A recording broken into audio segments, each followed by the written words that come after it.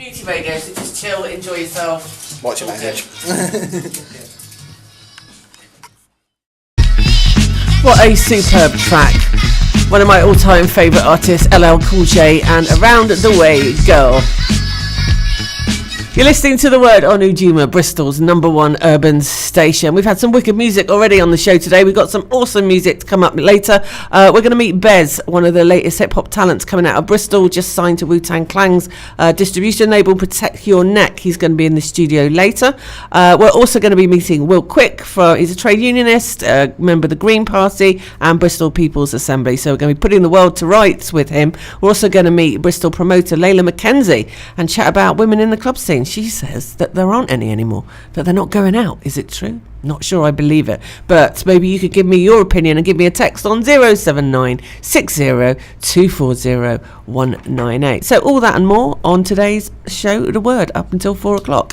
Okay, so joining me in the studio now, I'm really pleased to say we've got the newly elected Labour councillor, Mike Davies. Hi, Mike. Hi, nice to meet you. Yeah, so thanks so much for coming down today. Thanks for inviting me. Yeah, no, absolute pleasure. Now let's just get a few basics, background information about you. Now, you're a councillor for which ward? Ashley Ward, which is St Paul's, St Werburgh's, Montpellier and St Andrews. Right, okay. Now, I take it you live in that area? No, I actually live in Redfield. Okay, so why did you stand for that ward? Well, I knew that ward quite well. I mean, I've always grown up in Bristol, and I've been campaigning a lot for the Labour Party for years. Have you? Especially for Thangham Debonair, who's the MP now. Yeah. So I did a lot of work for her in Ashley Ward. So I knew it quite well, and it's a great place to be. It's a great place to represent. Sure, absolutely. So why Labour Party?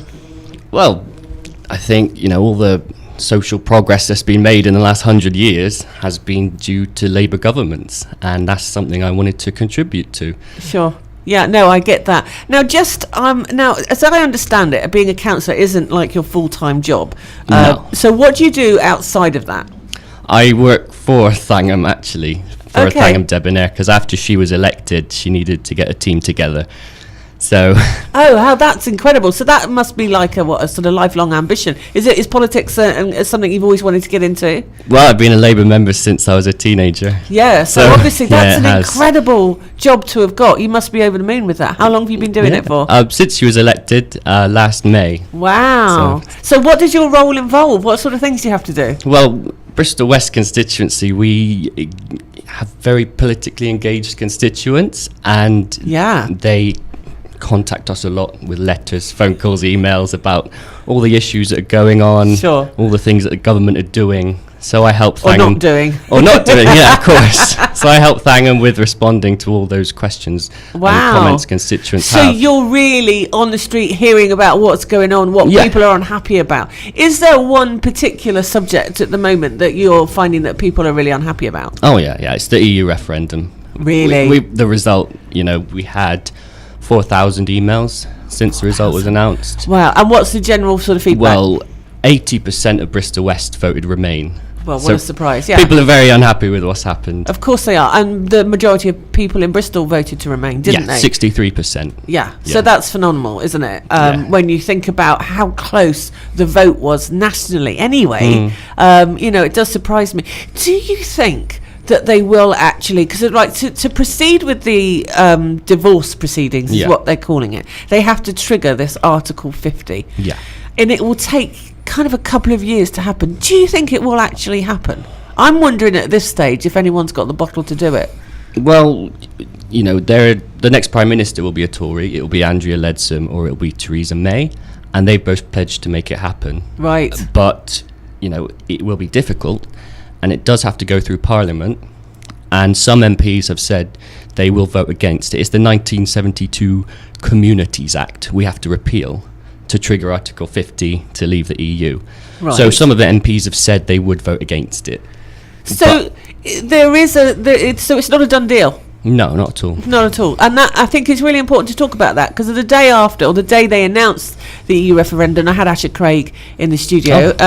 Newly elected councillor. She's great. Remember, oh my gosh, she's amazing, isn't she? Yeah. Beautiful inside and out. Yeah. Just one of those most incredible people. And it's just such a breath of fresh air to have people like Asha, representing the people, and Marvin, our new mayor. Yeah, he's brilliant. Isn't he? Yes. And having Asha, and I feel a bit like, I know I haven't got to know you very well, or Carole, but I met you at the carnival meeting, so you're obviously people that care, and I can see you're a really nice, chilled out kind of guy. Thank you. It's just such a breath of fresh air to have some real people representing us, the people. Yeah. So it's fantastic. Really pleased. And that's the thing we want. We want to be out there, meeting people, understanding what people's problems are, not just sat in the council house. There's so many problems with politics at the moment, isn't Definitely. there? And that's why so many people don't vote, isn't it? Yeah. Because they can't relate to the people that are supposedly representing them. And this is what we need, and what we're moving forward with here in Bristol. It's so great to see. And that's why, a lot of people voted to leave the EU, because it was a protest against what they saw as the establishment. And so those kind of concerns, they have to be addressed now. Yeah, absolutely. So is this Carole's going to come and join us in the studio as well? And Carole Johnson is a newly elected councillor as well. Hi, Carole. Thank you so much for joining us today. Thank you for having me. No, absolutely welcome. Us, yes, Yeah. absolutely. Now, which ward do you cover? Ashley Ward. Ashley Mike, Ward yes. as well. Okay, so how does that work? Is it like a job share, or is it usual to have two councillors in one ward? Well, historically, Ashley Ward has had two councillors. For the first time, we've got three. Wow, so we're who's the two or third? three. Jude English. Oh, okay. From the Green Party. Of course. So just to clarify, you're with the Labour Party, and before you arrived, I just wanted to get to know Mike a little bit. Okay. A little bit of history about what he does outside of this, and what kind of inspired him to get into this. What's your job outside of being a councillor? Because I was just explaining that it isn't your full-time job, it's a part-time assignment, shall we say. Exactly. So what else do you do? Right, well, the first thing is I'm a mum of two. I've got two young children. Yeah. First job, 4 and 6. Oh, well, there you go. That is a massive job on its own, yes, isn't you can it? see how tired I look. Yeah, yes. no, you don't. You look beautiful. Goodness me, I wish I looked like that when my kids were that age. You but can anyway. come anytime. Yes. Well, at the moment, I am being a full-time mom, if you can call it that. My background, however, is in social work. I'm a qualified social worker. I'm also a qualified primary school teacher. I'm currently a magistrate in the adult court, and also a lay judge in the family court. So that's busy. I'm a school governor to 3 schools at the moment, and anything else? That's dishwasher incredible. at home. Yeah, no, but I mean, goodness me. I mean, the first thing you said is full-time mum, which I totally relate to. You know, I gave up my career. I'm a single mum, no family. I felt too. I had no choice but to give up my career. So how the hickory heck do you manage to do all of that? But do you know what? There's some skills that you get from being a mum that you don't have before. Sure. And you certainly learn how to juggle. Yeah. And also you learn how to prioritise, and you learn how to cooperate. So if there's only one green sock and a yellow sock this morning, that will do nicely. And you learn to get on with people, I think, in a new way, in a different way. It's helped me to listen to others and to hear what they're really saying without their words. So that's really come in handy as well. But I have to say that when I became a mum, I suddenly found myself, as you probably did, doing 20-hour days. And I had Absolutely. So I didn't sleep for 3 years. But there you go. I just decided that if I'm going to be awake for that long, I might as well do something with the time. So this is how, things transpire. So if I'm going to be awake, I might as well read. I might as well call people. I might as well do something with that. Oh, Carole, I have the utmost respect for you. Honestly, I don't know how you do it. We're going to have to go over for the news now. Okay. But we'll come back and have a little bit of a chat about the referendum result, the impact on that on the community, and where we go from here. Okay, that'd be great. So we're speaking to councillors Mike Davies and Carole Johnson. You're listening to The Word on Ujima, Bristol's #1 urban station. We're going to go over to our studios at the BBC now for the latest headline. Just heard about Mrs Debonair resigning from Jeremy Corbyn's frontline bench. What's this about? Did. What's going on? Well, as you know, a leader in opposition has a front bench of about 90 MPs who have different briefs, like Thangham was arts and culture, then there's education, health, all those ones. About 2/3 of those MPs resigned from the front bench because they felt that the situation with Jeremy Corbyn's leadership was untenable. You know, they tried to do their best. You know, these were MPs, they were from all wings of the party. They tried to do their best, but they became so frustrated with how things had been managed, with the performance of the party and with the EU referendum result. They felt that Jeremy Corbyn hadn't supported the Labour Remain campaign. And so, you know, they want to start a process of looking at whether the leadership should change.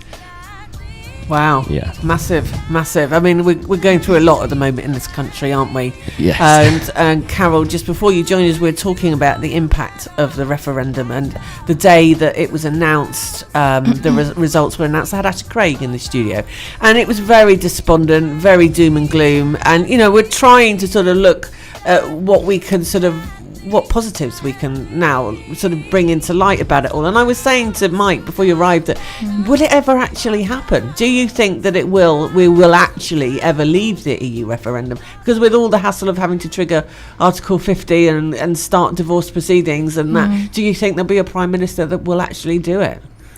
To be honest with you, I'm not sure about that. Yeah, and this is the problem, is it? Nobody seems very sure of anything at the moment. Yeah, but it's right to be honest and open about it. And I think that what is also right is to start respecting each other. There are some times in life when we have to agree to disagree. And if my opinion is different to yours, that doesn't give me the right to assault you in any way, whether that's verbally, emotionally, psychologically, whatever way. I have to respect what your opinion is. Your opinion is your opinion. And for me, democracy is the winner. We have to stay on the side of democracy and listen to the people. You can't give the people a vote and then not listen to what they have to say. On the other side of that, you know, if MPs have a difference of opinion, they also have the right to say so. And if they feel that they can't serve under a particular leader, then that is their right also. And they should not be attacked for their opinion either. I think we need to stop acting like school children in the playground and start acting like the adults that we really are. And any minute now, everyone's going to calm down and remember who they really are, get hold of their integrity and their character, and that we're going to move forward together cohesively. That's what we're going to do. Well, I love to hear you speak so positively. Thank you. This is what we've been looking for. You know, just some real positive words on what's going on, because of the hate crimes and the increase in that is just shocking. The racist rhetoric that went along during the campaign was toxic. Yes. And it's just left us torn apart. We now need to rebuild upon that, don't we? And take it from there.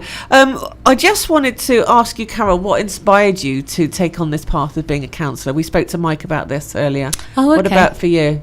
Really interesting for me. I did not know I was interested in politics until about 10 years ago, I think. And I was... You must have been very young then. Yeah, I was 12. Yeah. I could believe you though. But I was very fortunate to come across an organisation called Operation Black Vote, and they inspired me actually. And Brilliant. I was invited along to do a year-long programme, which was shadowing a councillor, which I did, and I thought, this is quite interesting. Yeah, I feel like maybe I could do something, but I wasn't sure. So I left it for a while. I knew that I had opinions, but you don't know if you can be a voice. There's a difference, isn't there? Absolutely. So after that, I got interested in magistracy, actually, which was almost a natural progression from my career, which was social work, teaching, social work again. So I've had a lot of input in my life from the legal side of things, legal professions, and so I've seen through those lenses, if you like, and also from the very negative sides of life. And I left social work because I felt that I was only ever dealing with crises, and I wanted to make a difference for the young people that I was working with proactively. And for me, that meant possibly through teaching. Maybe I could teach them, sow seeds that they could grow of resilience to help them make different choices, better choices, help them to say no, and have less of our children getting into trouble in the first place. I did end up going back into social work, largely because of financial issues, and that was like disappointing for me, because it's better to do something that your passion is and get paid for it, absolutely, than have to work to get Pay money. the bills, yeah. So anyway, that's a lot of women's positions, men's positions as well, to be fair. So from that point on, I had all of this experience. I'd worked with so many people in so many various positions in life, struggling to get through. I felt that somehow, some way, I had crawled on my hands and knees through the same experiences and managed to get through to the other side. And at that point, I thought, maybe I could be a voice. So I raised the question to myself, and what I felt politically was, at the time and now, I wasn't happy with the way things were. I couldn't see anybody that I felt was talking for me when I talked to other people. So I challenged myself, because I had a choice. I felt either I accept things the way that they are, knowing that it will either stay the same or get worse for me, or I step into the arena and try to make things happen. And at the time that I stepped in, I felt that even if the only thing I achieve is that I get other people to stand up, from my community, other women, other young people who are disengaged at the moment, if I got 10 of those people, 20, 100 of those people coming through because I dared to, then I felt that I would have done something, to improve our general lot. So I stepped into the arena, which is not easy to do, for lots of different reasons. We're on radio, so you can't see me. I'm female, I'm black, I'm a single parent. I know what it means to struggle and have to get by anyway.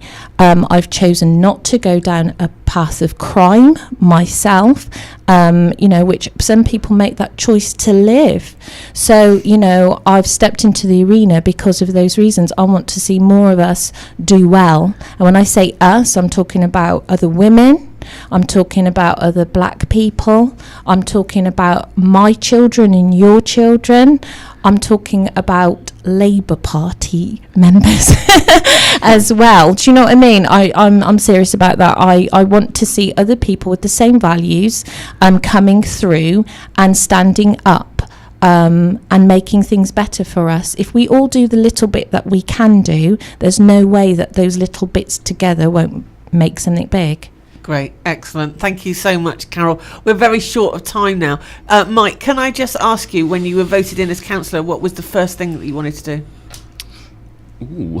First thing I wanted to do, What was a priority for you? Well, I think a lot of people in Ashley Ward, they feel ignored, they feel disengaged, especially in St. Paul's. And the first thing I wanted to do was to get out there and tell people who I was, meet them face to face, let them know that I was here for them and Carole was here for them. And, we had ways of addressing their issues, with things like housing, with things like waste disposal, graffiti, crime, all those things. If you have good local councillors and a good mayor, which we do have, it can make a big difference. Yeah, sure. Carole, what's your sort of priority for you? Well, do you know what? We had a meeting before this one, and one of the things that came out of it was that we really want people of Ashley Ward and wider to understand, that we care. And that we're listening to what they've got to say. And I was saying to Mike that, do you know what, we need to let people where we're going to be and when we're going to be there, so that they know that we're there for them. And I really do believe that psychologically, sometimes if you just know that there's somebody that's looking out for you, that can stick up for you, that can speak on your behalf, it makes you feel better, it makes you behave better, knowing that you're not on your own. I think when people feel isolated, disengaged, you're more likely to get aggressive, you're more likely to go on a defense mode. We want to use those energies for positive measures, not for negative. And we want people to know that we are there for them, we're listening, we care. We haven't had Labour councillors for 15 years, so we're the first in a long time. So we're trying to lay really good foundations for cohesion. We've got lots of different diverse communities living in Ashley Ward, and we want people to come together and use their energy for positive measures, not for negative, and that we want them to know that we're there for them. Great, thank you very much. Our time has run out. Carole, you're going to have to come back in again because I wanted to talk to you about being a magistrate. Oh, I've got so many questions. It must be, Okay. you must have such an insight on life, doing a job like that. Does it get you down? One thing I want to No, ask. it doesn't get me it? down. No, I would I'm a find bit it tougher really than hard. I look. Right. Yeah. Well done. Thank you so much, Carole you. Johnson and Mike Davies, Thank you. locally Labour's newly elected councillors for Ashley Ward. Ashley Ward, that's Thank you it. so much for coming Thanks in for today. having Thank us. you. Thank you. Bye-bye. So you're listening to The Word on Ujima. Wow, what an amazing couple of people. Really exciting to have such genuine people representing us in our communities. It's a breath of fresh air. So coming up soon, hopefully, we're going to meet Will Quick from Bristol People's Assembly, and Wiser's joining us in the studio, and also the rapper Tip for the Top, BEZ, just signed to Wu-Tang Clan's label Protect Your Neck. All that and more on this week's Word. We're just going to take a little break. We'll come back with some music shortly. By the St. Paul's Carnival.